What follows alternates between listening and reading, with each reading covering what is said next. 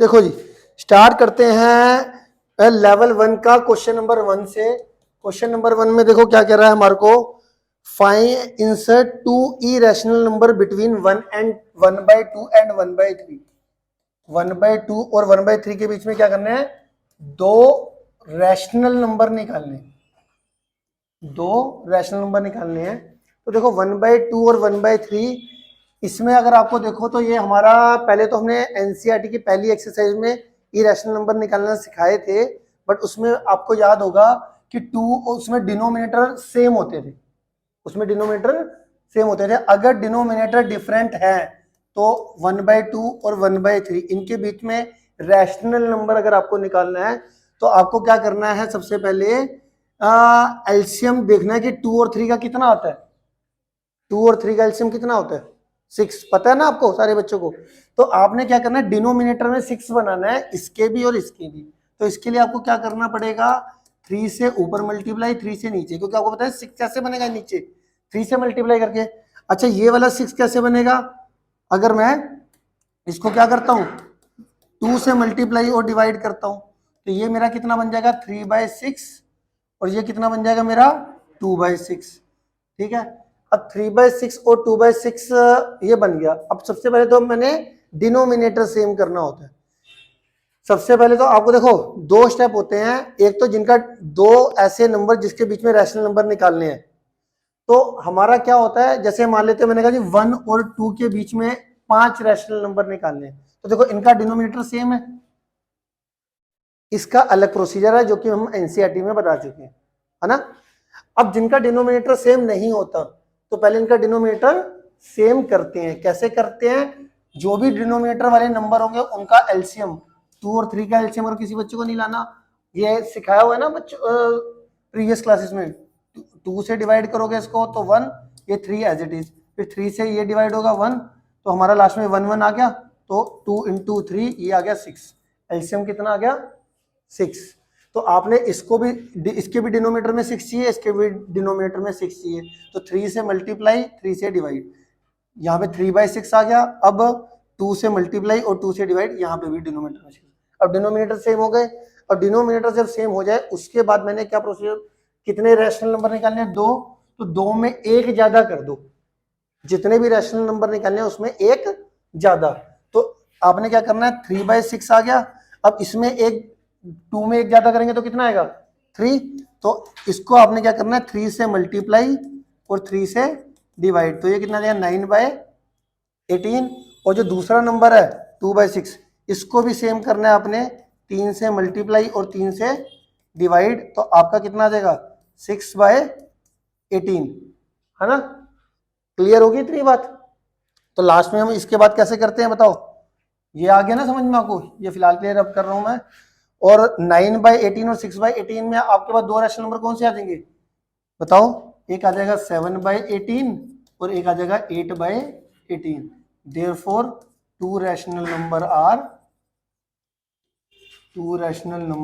Are, ठीक है। देखो अब डिनोमिनेटर सेम हो गया ना, तो 6 और 9 के बीच में कौन से दो नंबर आते हैं, 7 और 8, तो 7/18 और 8/18 आपका आंसर आ गया। क्लियर है, ठीक है जी। तो ये हमारा था पहला क्वेश्चन। दूसरा क्वेश्चन एनसीईआरटी इसलिए नहीं कर रहा हूं, 2 और 3 के बीच में इरेशनल नंबर बताने हैं। क्वेश्चन नंबर 2 देख लो, ऐसे चलो बता, डिस्कस ही कर लेते हैं। 2 और 3 के बीच में आपको क्या करना है, इंसर्ट करने हैं इरेशनल नंबर। अब इरेशनल, इसमें रैशनल नहीं पूछा इस बारी, इसमें इरेशनल नंबर पूछा है। तो सबसे पहले आपको इरेशनल की नॉलेज होनी चाहिए। इरेशनल आपको पता है कौन कौन से नंबर होते हैं, जो नॉन टर्मिनेटिंग नॉन रिपीटिंग होते हैं, है ना। तो 2 और 3 के बीच में कोई नंबर सोच लो आप, ठीक है, कितने बताने, 2। तो 2 और 3 के बीच में पहले मैं नंबर सोच लेता हूँ, 2.5, 2.1 सोच सकते हो, 2.2, 2.3, 2.5, कुछ भी। मैंने 2.5 सोच लिया। इसके बाद क्योंकि इसको इरेशनल नंबर बनाना है मैंने, तो इसको क्या करना पड़ेगा, नॉन टर्मिनेटिंग नॉन रिपीटिंग। तो मैं ऐसे लिख लूंगा 0 1 001 000 1 डॉट डॉट डॉट। ना तो देखो लो कोई भी एक पर्टिकुलर एक डिजिट बार बार रिपीट नहीं कर रही, या 2 डिजिट बार बार रिपीट नहीं कर रही, या 3 डिजिट बार बार का ब्लॉक रिपीट नहीं कर रहा, है ना। तो ये हमारा एक हो गया। ऐसी मैं 2.6 दे दूं ये 02 002 000 डॉट डॉट डॉट आ गया। क्या मेरी बात समझ में आ गई आपको? 100%। आगे बढ़ते हैं जी, क्लियर है। इसके बाद क्वेश्चन नंबर 3 है 4.3 के ऊपर बार इसको पी बाई क्यू की फॉर्म में करना है और 2.37 बार इसको पी बाई क्यू की फॉर्म में करना है। ऐसे क्वेश्चन एनसीईआरटी में थे, ठीक है। तो जिन बच्चों को है, कोई बच्चा जिसको नहीं आता, ये इनको पी बाई क्यू की फॉर्म में आता है ना, कर लोगे सारे बच्चे? तो बड़ा ही इंपॉर्टेंट क्वेश्चन है ये, कहो तो एक आधा करा दूं कि कर लोगे पक्का? चलो जी आगे चलते हैं जी। अगला जी क्वेश्चन नंबर 4 है हमारे पास 5 प्लस रूट 5 और 5 माइनस रूट 5। ये चेक करना है कि भैया रैशनल है कि नहीं। ये भी एनसीईआरटी क्वेश्चन है, अगर आपको पता हो। फिर भी एक बार डिस्कस कर लेते हैं। ए प्लस बी ए माइनस बी, ए का स्क्वायर माइनस बी का स्क्वायर, ए का स्क्वायर माइनस बी का स्क्वायर, 5 का स्क्वायर 25, स्क्वायर रूट करके ये आ जाएगा 5, ये आ गया 20। 20 आपको पता है which is a rational number, which is a rational number. Clear होगी आगे बात समझ में? ठीक है। अगला है हमारे पास अगला क्वेश्चन है हमारे पास यहाँ पे √3 को नंबर लाइन पे दिखाना है। एनसीईआरटी करवा रखा है √5 को भी और 7.3 को भी ऑन द नंबर लाइन। ये दोनों तो आपको पता ही किस तरीके से होते हैं, और ये भी 7.3। ये सारे एनसीईआरटी क्वेश्चन है, इसीलिए मैं डिस्कस नहीं कर रहा हूं। अगला देखते हैं, ठीक है। ये हमारा कौन सा था? 5th 6th और 7th क्वेश्चन था। कौन सा? 5th था ये, इसको नंबर लाइन पे, 6th था ये और 7th था ये। इन तीनों को नंबर लाइन पे दिखाना है एनसीईआरटी क्वेश्चन, ठीक है जी। अब मैं आ रहा हूं क्वेश्चन नंबर 8 पे, ठीक है जी। क्वेश्चन नंबर 8 पे देखो क्या कर रहा है। 3/4 की पावर 4, 8/5 की पावर माइनस का 12 और 32/5, ये कितना आ गया? पावर 6। क्लियर है। अब ये आपके लिए थोड़ा सा नया क्वेश्चन है, इसको देखो जी, ठीक है जी। सबसे पहले तो मैं क्या कर रहा हूं कि 3 की पावर 4 को अलग कर दिया, 4 की पावर 4 को अलग कर दिया, 8 की पावर, अच्छा पावर जब नेगेटिव होती है ना तो मुझे परेशान करती है। पावर अगर नेगेटिव होती है तो मुझे परेशान करती है, मैं सोचता हूँ पॉजिटिव पावर ही लूं। तो देखो कैसे होगी ये। अगर पावर नेगेटिव आ जाए तो बेस को अगर तुम रेसिप्रोकल कर देते हो, मतलब 8/5 को 5/8 लिख दूं तो पावर पॉजिटिव हो जाती है। ये रूल पता है आपको? और अगर ये ना भी पता हो तो आपको ये तो पता है ना, 8/5 की पावर ये -12 है। अगर इसको आप पॉजिटिव करना चाहते हो तो आपका दो मेथड है। या तो इस बेस के अंदर जो है उसको रेसिप्रोकल कर दो तो पावर पॉजिटिव हो जाएगी, नहीं तो इस पूरे को डिनोमिनेटर में ले जाओ तो पावर पॉजिटिव हो जाती है, ठीक है। तो 8 की पावर ये कितना जाएगा? 8 की पावर 12 और ये 5 की पावर 12 ऊपर चले जाएगा, 5 की पावर। देखो आंसर यही आएगा सेम, दोनों ही केसों में आंसर सेम आने वाला है। फिर ये देखो ये कितना आ रहा है? 32 की पावर 6 और ये 5 की पावर 6, तो ये आ गया 3 की पावर 4, 4 की पावर 4, 5 की पावर 12, 8 की पावर 12, 32 की पावर 6, अब 5 की पावर 6।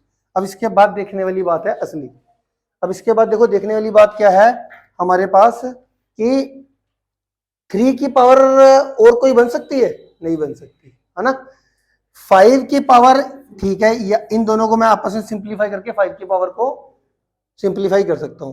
अब ये 4, 8 और 32, इसमें जो कॉमन फैक्टर है ना वो 2 है। इसको भी मैं 2 की पावर कर सकता हूं, इसको भी मैं 2 की पावर में कर सकता हूं, इसको भी 2 की पावर कर, फिर ये तीनों की तीनों आपस में क्या हो जाएंगे? सिंप्लीफाई हो जाएंगे। तो देखो ये 3 की पावर 4 को तो मैंने लिख लिया फिलहाल के लिए एज इट इज, और ये 5 की पावर 12 और 5 की पावर 6 बेस सेम है और डिवाइड में पावर क्या हो जाएगी? सब्ट्रैक्ट 12 - 6 हो जाएगा, मतलब 6 आ जाएगी, है ना। यहाँ पे कोई बात ना समझ में आए तो पूछ लेना। अब इसको देखो 32 की पावर जो 6 है, अब होता है 32 जो होता है 2 की पावर 5 होता है, तो 2 की पावर 5 तो 32 हो गया, ये 6 हो गया। यहां पर देखो 4 को मैं 2 की पावर 2 लिख सकता हूं, की पावर 4 कर दिया।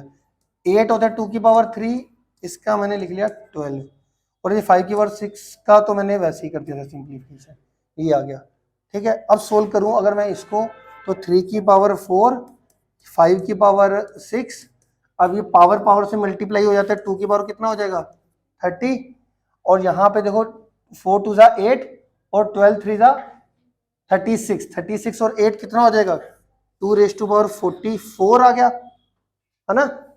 अब ये देखो बेस सेम है और डिवाइड में है, तो पावर क्या हो जाएगी सब्ट्रैक्ट हो जाएगी, तो छोटी पावर बड़ी पावर के पास चली जाएगी, मतलब 44 में से 30 गया, कितना आ गया, है ना। ठीक है, तो ये आ जाएगा मेरा 14 आ जाएगा ना, तो ये मेरे पास कितना आ जाएगा अगला 2 रेज टू पावर कितना आ गया, ये 30 था, ये 44 था, ये आ जाएगा मेरे पास 14, और ये था मेरा 3 रेज टू पावर 4 और 5 raise to power 6, 3 raise to power 4 और 5 रेज टू पावर 6, ये आपका फाइनल आंसर बनेगा। इसको आप आगे क्या कर सकते हो, 3 की पावर 4 सोल्व करके, 5 की पावर 6 खोल के और 2 की पावर 14 खोल के यहाँ पे सिंप्लीफाई कर देना। आ गया समझ में? ठीक है, अब क्योंकि ये एमसीक्यू में भी आ सकता है, एक एक नंबर में आ सकता है, तो हो सकता है इतना ही आंसर दिया हो, इसको सिंप्लीफाई करने की जरूरत ना भी पड़े। ठीक है, क्योंकि इसको सिंप्लीफाई करने में थोड़ा टाइम लगेगा, तो हो सकता है एग्जामिनर एमसीक्यू के अंदर ये क्वेश्चन आपको एज इट इज आंसर ये आ जाए पूरा ना। क्लियर हो गया? आगे बढ़ते हैं, ये हमारा कौन सा क्वेश्चन है 8th क्वेश्चन। अब 9th क्वेश्चन भी रैशनलाइजेशन का है, 10th क्वेश्चन भी रैशनलाइजेशन का। आती है रैशनलाइजेशन करनी। इस रैशनलाइजेशन में एक 10th का बी पार्ट है, बी पार्ट के अंदर एक 27 दे रखा है, रूट 27 बी पार्ट में। बी पार्ट में कितना दे रखा है, बी पार्ट में कितना दे रखा है आपको 27 रूट दे रखा है रैशनलाइजेशन के डिनोमिनेटर में, वो चेक कर लेना। ये ऐसे दे रखा है देखो, 3 root 2 minus 2 root 3 upon root 8 plus root 27। तो इस बात का स्पेशल ध्यान रखना कि जैसे रूट में नंबर होता है ना, जैसे अगर इसमें से कुछ फैक्टराइज करके बाहर नंबर निकल सकता है तो हमेशा निकाल दिया करो। जैसे 8 है, अब 8 क्या 8 आपका कितना हो जाएगा 2 इंटू 2 इंटू 2, तो इसको अगर मैं पेयर करूंगा तो रूट 8 को मैं 2 रूट 2 लिख सकता हूँ ना, तो रूट 8 को क्या लिख सकते हैं हम 2 रूट 2। ऐसे 27 को क्या लिख सकते हैं 3 रूट 3।